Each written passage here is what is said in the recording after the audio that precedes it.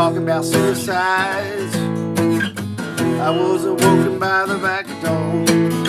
That's okay, I'll drink a little more. Many times it comes to me, could I leave you alone? Push away and cut it to the bone, and make the road my home.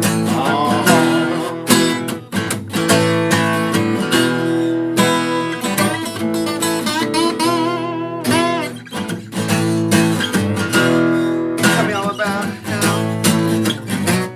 who you hang around in this old town. The cocaine and champagne swing your feet right off the ground. If I could go back and do it all again, wish I never ever would have gone there with you. We wanted to write some original music that both he and I had been talking about a lot. Just ideas we had, and we both had pretty similar influences and ideas about what we wanted to write and how we wanted it to be played and where we wanted it to go. How we wanted it to sound. Yeah. We started off kind of just doodling on acoustic covers and stuff, and Patch just kind of like, I got an original, and I was like, well, I got one, let's play it. And they kind of were segueing together, they kind of sounded similar. We're like, well, let's expand on it, and yeah, just kind of took off from there. And then Played a couple acoustic shows, just he and I, and decided that we thought what we were writing would sound better amplified and with literally just take it and turn it up and make it dirty. That's almost exactly what we said. Let's turn this. Let's turn it up. Let's get a drummer and a bass player, and so we did. Yeah. Brian Carey plays drums. Yeah. Who used to play with Slaving Rachel. Slaving for Rachel. Yeah, and then Jeff Reeder on bass is from the Heap, and played with Cracker. And all kinds of other people. Yeah. Yeah, we got lucky. Got two Ray. good guys that wanted to be involved and heard what we were doing, and I guess liked it enough to come along. It was all pretty organic. I mean, I hate using that word. That word gets thrown around, but it really almost was kind of. When we went into the studio, we did this song on my knees as a demo. I played drums. We both played guitar. Yeah, we recorded it all here, just the two of us. We played all the instruments, and we were like, "Wow, I guess that's what it's what we kind of sound like." So it just kind of evolved, because it literally came from acoustic to where we are right now. Pretty quickly, and really when we went into rehearsals with Jeff and Brian, we literally just rehearsed to record the EP, and we doodled. There were obviously messed around with some other stuff, but we literally just kind of really went to work on the songs, and I guess the point there is that it just kind of like evolved really quickly and just came about. It just happened, So I guess that's what I mean about organically. It literally just grew out of nothing, almost. The cool thing was that we didn't really have any pre-written, because it was just us. We didn't have any pre-written drum lines or bass lines, and pretty much just let them kind of do, let them put in their own arrangement of how they thought their instrument would contribute to what we were doing on the guitars and the vocals. So it wasn't, we never told Jeff, hey, we want you to play this. Jeff's such a great bassist, and Brian's such a heavy, powerful drummer that they just sort of, for example, the bass line and the drums in the beginning of Grand Design, that they wrote those. So they're writing their own musical parts, and we're writing the lyrics, and we don't go back and tell them, hey, I want you to play this. We just let them, wherever the music, and that, again, the organic term is sort of overused, but that's really what it is. They're just doing what they feel like their part in that song should be, and I think we've been pretty fortunate, because we both love what they're doing. So we're just going to make an EP. We're just going to make an EP, and that be it. And we were just going to go in and do it, the two of us. I was going to play drums on some tracks and everything, and it would have been great. It would have been fine. It would have come out sounding like a gritty garage rock, sort of thing. But those guys brought in other aspects to the music, because we were like, well, maybe this would go. Literally, the thought process was, well, maybe it'd go faster if we had a bass player and a drummer. So I had played with Jeff and something else before, and I was like, well, I got a bass player that he'll be able to come and just do it.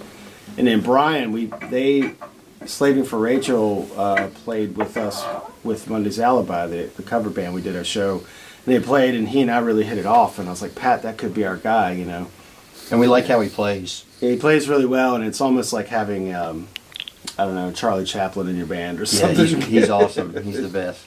And then of course Kevin, his involvement is, immeasurable. I mean, for him to have helped us with this, and he's sort of the taskmaster, man.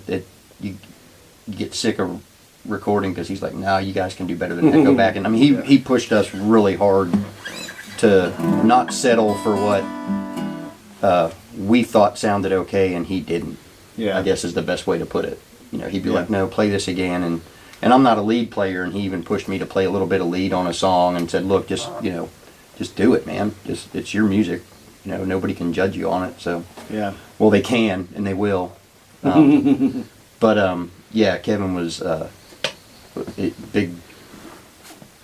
big part of all this, man. So and he gave us the place to come record and do it. And since we're literally experimenting with a band that for all intent and purpose, doesn't have any history. This band doesn't have any history. Kind of building it as we go, in tandem with writing the songs. You know what I mean? So yes, Pat and I wrote the songs, but the funny thing about Larry's homework rehearsals acoustic is we joke all the time. We never even really rehearse the end of the songs or rehearse. We just kind of like, is the vibe there? Is it right? Is it right? Okay, we got that. We're good. And being able to go into a studio situation, not like absolutely, or like going into a studio situation in a place where the engineer producer Kevin is as open-minded as we are, because none of us really know what's going to happen. That's kind of a cool thing. And sometimes the other two guys wanted a little more direction, but we were kind of like, no, just we wanted them to play what they felt, more than being like, no, play this or play that. So, and I think that's really made it sound pretty cool. There's some drum stuff in it that even when I listen to it, I'm like, man, Brian's just knows where he wants to go, and he and Jeff are following each other along really, really well for two guys that have never really even played together at all. And then he and I have played enough shows with Monday's Alibi and the rehearsals of that band, and us sitting around writing songs on acoustic guitars at my house, or that it's almost like most of the vocals on the EP were one take, because we already knew where, I know where to come in on his songs, and he knows where to come in on my songs, because we write, we both write, and so yeah, it's all gelled pretty cool, I think. So.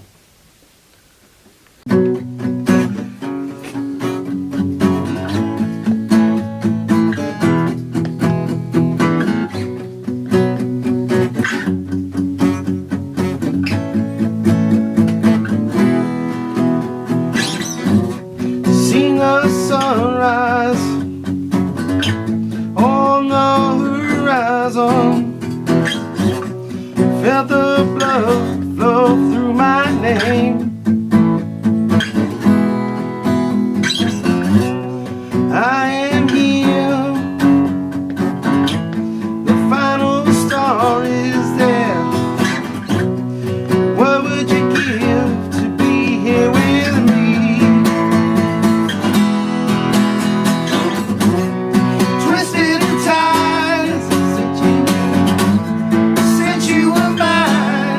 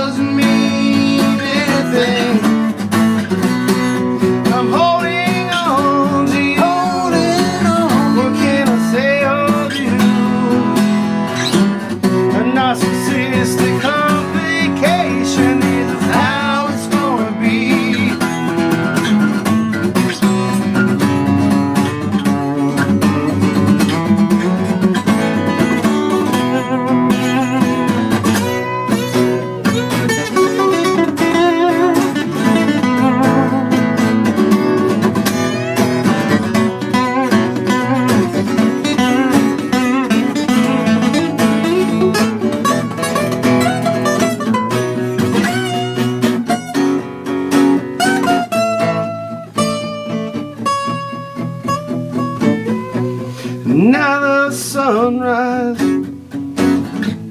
is upon me. I am too tired to see.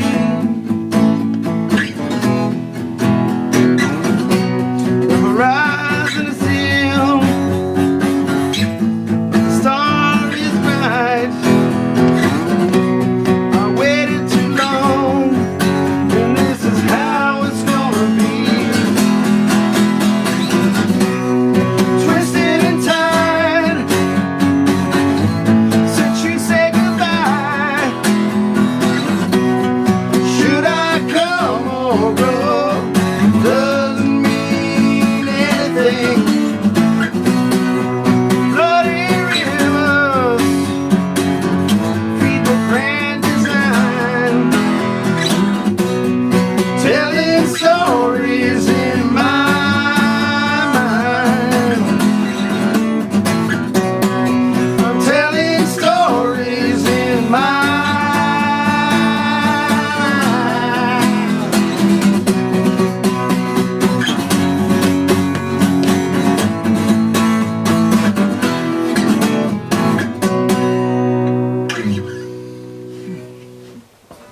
All right, that'll wake you up. How'd that song come about? Stefan wrote that song. Oh man, That's passing the that's buck. that's one of the ones Stefan wrote. You'd have to ask him how it came about. Just did. It's a great song It though. just happened. You know, I kind of just wanted to do sort of a 4-chord thing, and you know, on the EP or whatever, it's kind of a dynamic song. So that's what I wanted. So I wanted the lyrics to kind of be a little out there, a little existential and stuff. But I mean, it's funny if you listen to the song. There's like a chronology. It starts off, you know, at night, or no, or in the day, and it goes on about this person just kind of sitting. And it basically says it in the song, sort of a narcissistic complication, trying to figure out what it is that you're supposed to be doing in life, I guess. So that's all. Yeah. Hence the grand design, as if, you know, there's something bigger making it, maybe, and you just don't know. That's all. And it takes this guy a whole day to figure out what's that he going has on. no idea what's going on. So yeah. It's actually my favorite song on the EP. I like it, how we did it and how Kevin mixed it, and it's my favorite. So Yeah. Oh, I didn't see it that way. They saw it that way. It was Pat's idea. I always see what won't work, but he insisted that it would work. Yeah, he didn't mind the basement sound, and I was happy that they, as far as I knew, they were a cover band when I met them, and to hear that they were doing original music, I thought it was really, especially as good as the songs were. I thought it was something that should be captured, but I thought they could do it a little more professionally, but they insisted that this was the place for them. we had someone who believed in us, I just don't believe in myself. and that's perfect. Yeah. That's what we were looking for. They Someone who believed in believed in me. us more than. Yeah. Right. No, I've just always liked Kevin from playing over there. He's always been really good to us. Even if he doesn't like what you're playing, he's just always really good to you. And we So sort of professional. approached him about it. Approachable. And yeah, he's so approachable and outgoing, and just a giver. No, but we just wanted him to do it. Steph and I had sat down and talked about it. And we were like, man, we just wanted Kevin to do it. I think he. I'm honored. I think he got it after we told him what he was supposed to get. Yeah. But yeah, and then like I said earlier, he just pushed us. Once he dove in, like we'd be getting text messages in the middle of the night at 2:30 in the morning. Pat would you see know. me the next morning. He's like, "God damn you guys, Yeah. stop!" It's like we're gonna figure out a way to not include bing bing. But yeah, we think he did an That's like awesome returning job and notifications. and made us work harder. I think. Tell him to tune. Right. Stuff tune. like that. Stuff like that. Yeah. Quit Yeah. singing. Have you tried tuning? Yeah. We all like tacos. Right. Taco Bell at 3 a.m. No. No, man. No, we down got- here, we got a taco place. We're not going to tell anybody about it. Yeah. then everybody will be in there. The who's who of Well, Athens. Yeah. They should know about Warritos over on Jefferson Highway. Right. Oh, yeah.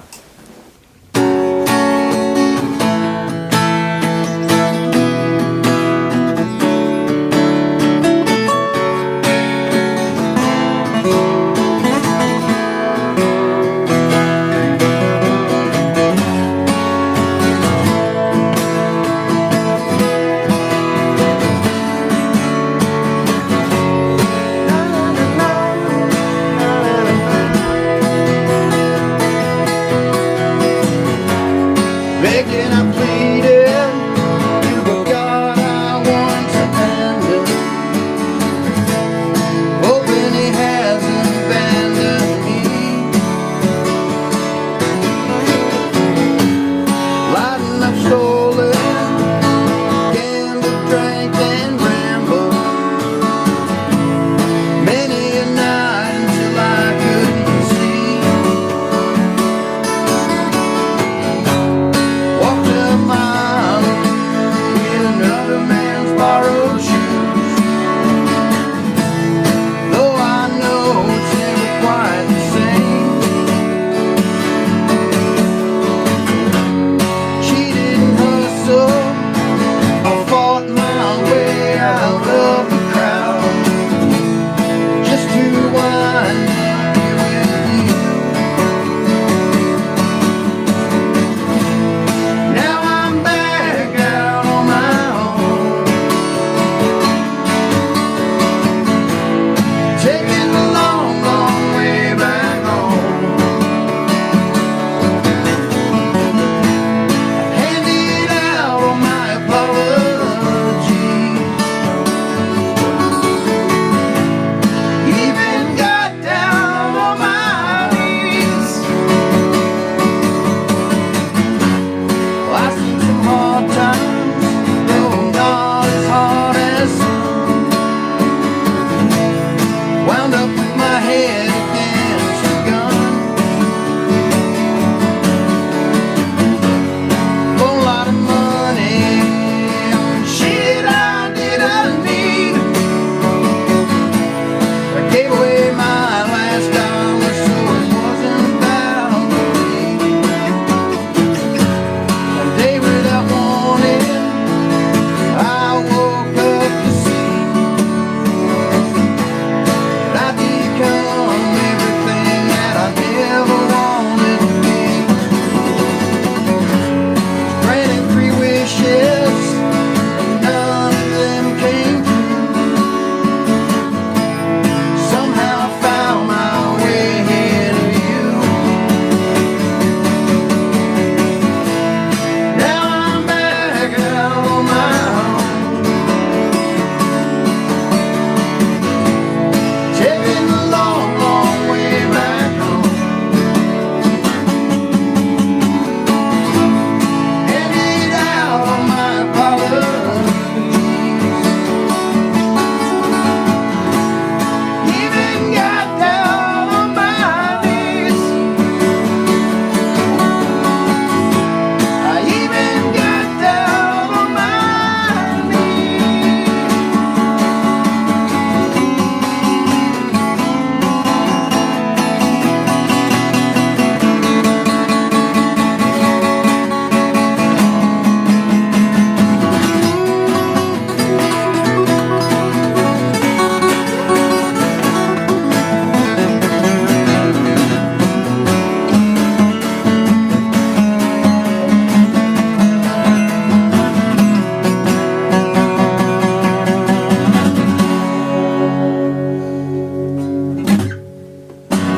Sweet.